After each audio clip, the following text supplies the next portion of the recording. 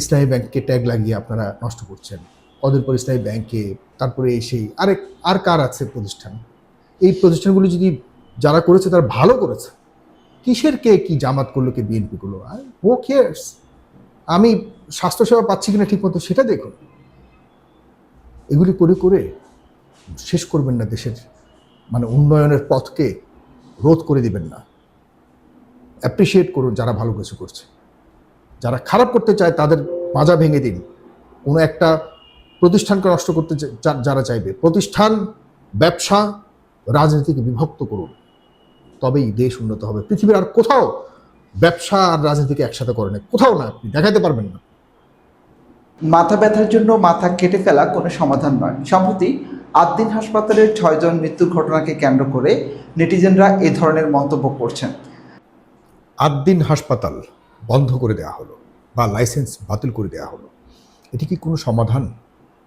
আমরা বিভিন্ন হাসপাতালে, বাংলাদেশের ইতিহাসে বিভিন্ন কারণে বিভিন্ন হাসপাতালের ভুল চিকিৎসার কারণে অনেক ঘটনা ঘটেছে বাংলাদেশে।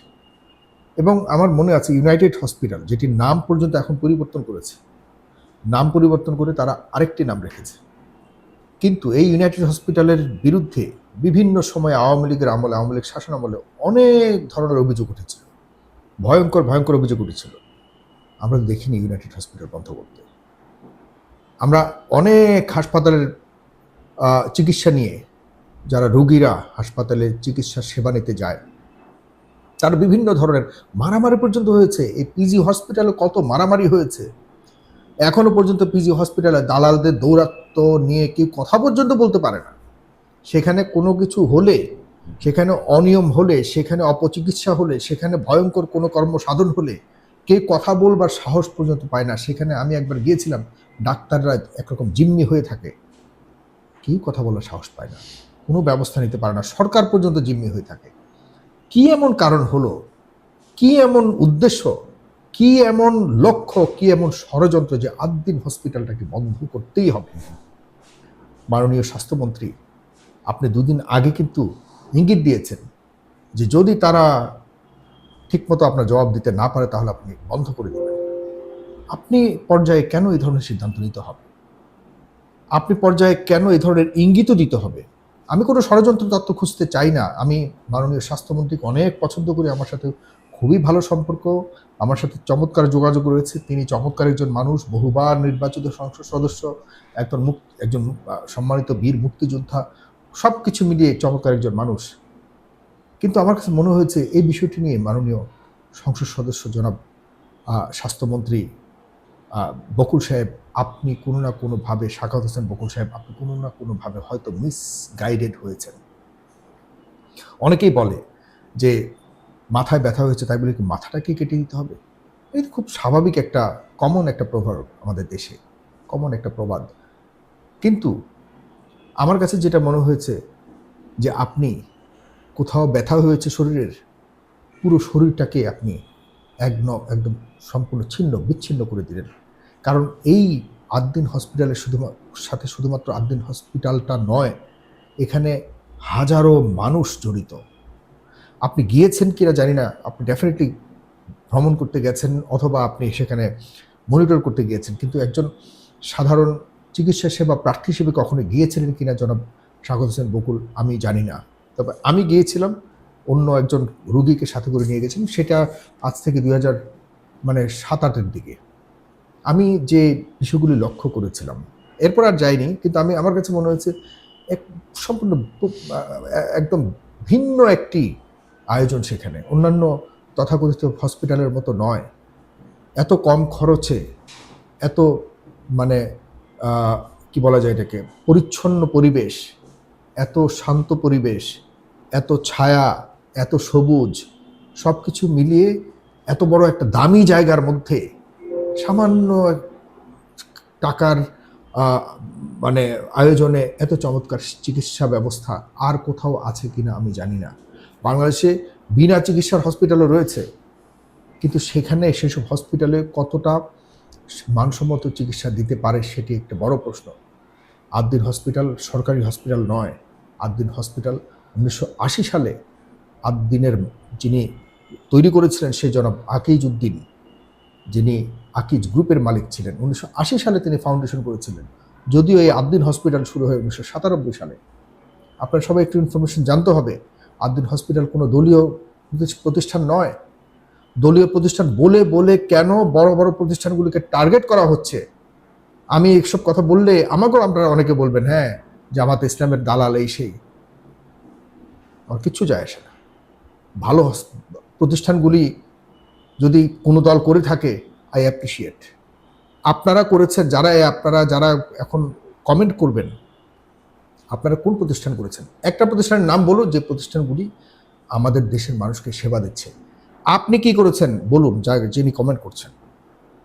এইসব কমেন্ট, এইসব অন্ধ ভক্ত, এইসব অন্ধ কর্মী নেতাদের কারণে শেখ হাসিনা আজকে ইন্ডিয়া।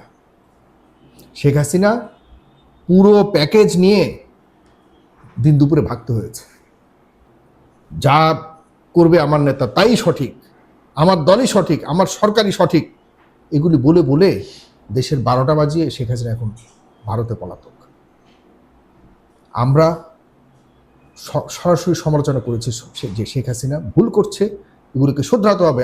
আর আমাদেরকে সবচেয়ে বড় শত্রু বানিয়েছিল তৎকালীন আওয়ামী লীগ। আমাদেরকে দেশে আসতে দেয়নি, আমরা মামলার আসামি হয়েছি, আমাদেরকে টার্গেট করা হয়েছে, আমাদেরকে মৃত্যুর হুমকি দেওয়া হয়েছে। কিন্তু আমরা তো সরাসরি শেখ হাসিনা আমরা তো এমন না যে শেখ হাসিনার সাথে রাজনীতি করেছি, আমাদের কোনো স্বার্থের কোনো দ্বন্দ্ব ছিল তা নয়। আমরা দেশের পক্ষে কথা বলেছি, এখনো বলে যাব। দেশে যত অনিয়মতান্ত্রিক কোনো চেপে দেওয়া কাজ হবে, এগুলির বিরুদ্ধে কথা বলবো। যে যত কথাই বলবো, যে দলের ত্যাগই দিক। তবে সাবধান, আপনাদের কাছে অনুরোধ করছি, অন্ধ হয়ে যাবেন না, অন্ধ হয়ে যাবেন না। বর্তমান সরকার প্রধান তারেক রহমান কিন্তু দিন রাত পরিশ্রম করছে। দৃশ্যমান, এগুলি দৃশ্যমান। চমৎকার একটা বাজেট হয়েছে, আমি বাজেটটাকে অ্যাপ্রিসিয়েট করি, প্রশংসা করি, অবশ্যই করব। আমাদের দীর্ঘদিনের আন্দোলনের কারণেই তো জনাব তারেক রহমান আজকে ক্ষমতায় এসছেন। জনাব তারেক রহমান আজকে দেশ পরিচালনার দায়িত্ব নিয়েছেন। এগুলি তো অস্বীকার করলে আপনারা তো মানুষ থাকবেন না। তো সুতরাং আমি আমার জায়গাতে আমি একজন অ্যান্টি এস্টাবলিশমেন্ট চেতনাধারী একজন মানুষ।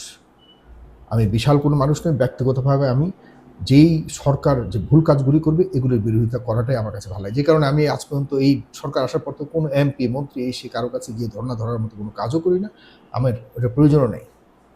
আমি চাই যে মন্ত্রী, যে এমপি, যে সরকার যদি ভালো কিছু করে আমি নীরব থাকব, বাট খারাপ কিছু করলে আমি গর্জে উঠব।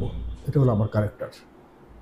এখন যেটি বলছিলাম, আপনারা অন্ততপক্ষে আমার ব্যক্তিগত মতামতগুলিকে রাজনৈতিক দৃষ্টিভঙ্গির আলোকে বিচার করবেন না, এটি আমার অনুরোধ আপনাদের কাছে। যারা ফলোয়ার্স রয়েছেন, যারা সরকারের প্রতি রয়েছেন, আমিও এই সরকারের জনাব তারেক রহমানের বর্তমান কার্যক্রমকে আমি চমৎকারভাবে সমর্থন করি। কিন্তু যেগুলি সমর্থনযোগ্য নয়, এগুলিকে যদি আপনি সমর্থন করেন, তাহলে তো সেই একই অবস্থা হয়ে যাবে। বুঝতে হবে আপনাদের, একটু দায়িত্বশীল নাগরিক হন। এই আদ্দিন হসপিটাল কোনো দলের নয়। এই আদ্দিন হসপিটাল আকিজ গ্রুপের একটি প্রতিষ্ঠান। এটি তাও একটি ফাউন্ডেশনের অলাভজনক প্রতিষ্ঠান। এটিকে কোন কারণে বন্ধ করে দেওয়ার মতো সিদ্ধান্ত হলো? যদিও হাইকোর্টে ডেফিনেটলি আপনার আদালত ডেফিনেটলি সুবিচার করবে, আমি বিশ্বাস করি। তবু এই ধরনের সিদ্ধান্ত সরকারকে কি খুব বেশি সুবিধা দেবে? কাদের কারণে সরকার এটা করেছে? আদ্দিন হসপিটালের মতো আরেকটা হসপিটাল করতে পারবেন? আমাকে কেউ যদি বলতে পারেন যে আদ্দিনের মতো আরেকটা হসপিটাল বা স্বাস্থ্য সেবা দেওয়ার মতো একটা প্রতিষ্ঠান কেউ করতে পারবেন, আমি তার কি বলবো, সারা জীবন তার কাছে আমি কৃতজ্ঞ থাকবো। প্রতি মাসে একটা করে ভিডিও করব তার পক্ষে, সে যাই করুক ভিডিও করব এবং দুনিয়ার মানুষকে জানাবো আমি তার কাছে আমি মাথা নত করে বসে আছি। আছে কেউ এরকম? চ্যালেঞ্জ দিলাম, আপনারা জানান আমাকে। আদ্দিনের মতো আরেকটা প্রতিষ্ঠান করে, ইনক্লুডিং গভর্নমেন্টকে আমি চ্যালেঞ্জ করলাম, আদ্দিনের মতো আরেকটা প্রতিষ্ঠান করে দেখান, যেখানে বিনা কোনো ধরনের চিকিৎসার লোভে নারীদের পেট কাটবে আর পয়সা নেবে, এই ধরনের কোনো ধান্দা থাকবে না। যেখানে সাধারণ মানুষ কম মূল্যে, তুলনামূলকভাবে কম মূল্যে চমৎকার সেবা পাবে, নারীরা যেখানে নিশ্চিন্তভাবে কর্মস্থলে নিজেদের সকল সম্ভ্রম নিরাপদ রেখে কাজ করতে পারবে, যেখানে প্রতিনিয়ত পরিচ্ছন্নতা একটা মনিটরিংয়ের অধীনে থাকবে, যেখানে একটা চমৎকার পরিবেশ বজায় রাখতে পারবে, তাদের অনেক ভুল থাকতে পারে। যেই নবজাতক 6 জন শিশুর, নিষ্পাপ শিশুকে জীবন দিতে হয়েছে, এটির কোনো ধরনের সমাধান হতে পারে না। জীবন যে নিবে সে তার চেয়ে বড় অপরাধী কিছু হতে পারে না। কিন্তু আদিন হসপিটাল কি নিজে কোনো কারো জীবন নিয়েছে? হসপিটাল তো একটা জড় পদার্থ। এই জড় পদার্থ কার জীবন নিয়েছে? আপনি এই জড় পদার্থের অন্যান্য ডিপার্টমেন্টগুলি তো ঠিক ছিল, এই ডিপার্টমেন্টে যারা জড়িত ছিল এখানে অবশ্যই কারো না কারো ষড়যন্ত্র ছিল, অবশ্যই কারো না কারো দায়িত্বে অবহেলা ছিল। এর জন্য আপনি, হ্যাঁ, মালিককেও আপনি দোষী করতে পারেন, কিন্তু আপনি প্রতিষ্ঠানকে কেন বন্ধ করবেন? সেখানে যারা দায়িত্বশীল ছিল তাদেরকে আপনি শাস্তি প্রদান করুন, তাদেরকে ফাঁসি দিন প্রয়োজনে। কিন্তু আমার সন্দেহ হয় এটি ওইখানে দায়িত্বপ্রাপ্ত বা দায়িত্বে থাকা কেউ এই ধরনের ঝুঁকিপূর্ণ, নিজের পায়ে নিজে কুড়াল মারার মতো কোনো কিছু করবার কথা নয়। যেহেতু গ্যাস লিকিংয়ের ব্যাপার রয়েছে ওখানে, তাহলে বুঝতে হবে অবশ্যই কোনো না কোনো কারসাজি এবং পরিকল্পিত ষড়যন্ত্র, যে এই হসপিটালটাকে বন্ধ করে কার লাভ হবে। এই জমি যেখানে রয়েছে, বিশাল দামি জমি, এই জমির প্রতি কি কারো কোনো লোভ রয়েছে? এটার বন্ধ করতে পারলে সংশ্লিষ্ট অন্যান্য যে হসপিটালগুলি আশপাশে রয়েছে, বিশেষ করে এই যে এইখানে কম মূল্যে অনেক স্বাস্থ্যসেবা দেয়া যায়, এই স্বাস্থ্যসেবা দেওয়ার কারণে কার ক্ষতি হচ্ছে? কাদের পেশাগত ব্যবসায়, মানে কাদের হসপিটাল ব্যবসার মধ্যে সমস্যা হচ্ছে? অনেকগুলি ইকুয়েশন এখানে করা যাবে। বাংলাদেশের মতো দেশে মানুষকে মারার জন্য বিশাল কোনো পরিকল্পনা লাগে না, সামান্য কিছুতেই আপনি মানুষকে মেরে ফেলতে পারেন। সেখানে 6 জন শিশু, যারা জানেও না, এই 6 জন শিশু হত্যা যারা করেছে তাদেরকে অবশ্যই সর্বোচ্চ শাস্তি প্রদানের মাধ্যমে নিশ্চিত করতে হবে। তবে মাননীয় মন্ত্রী, স্বচ্ছতা রাখুন। একটা প্রতিষ্ঠান গড়তে অনেক কষ্ট করতে হয়, আর ভাঙতে বা শেষ করতে আপনার একটা নির্দেশনাই যথেষ্ট। বাট এই নির্দেশনের জন্য আপনাকে শুধু আপনি কেন্দ্রিক নয়, এই পুরো দেশের মানুষকে একদিন না একদিন আপনার জবাবদিহি করতে হবে। আর সবচেয়ে বড় জবাবদিহি করতে হবে আপনি উপর আল্লাহর কাছে। সেই বিষয়গুলিকে মাথায় রাখবেন। অতি আবেগে সিদ্ধান্ত নেওয়া ঠিক নয়, একটু চিন্তা করে নেওয়া ঠিক। আমি তবুও বলবো, বারবার বলবো, যারা দায়ী তাদেরকে মৃত্যুদণ্ড দিন। তবে একটা প্রতিষ্ঠানকে বন্ধ করে কোনো একটা ট্যাগ লাগিয়ে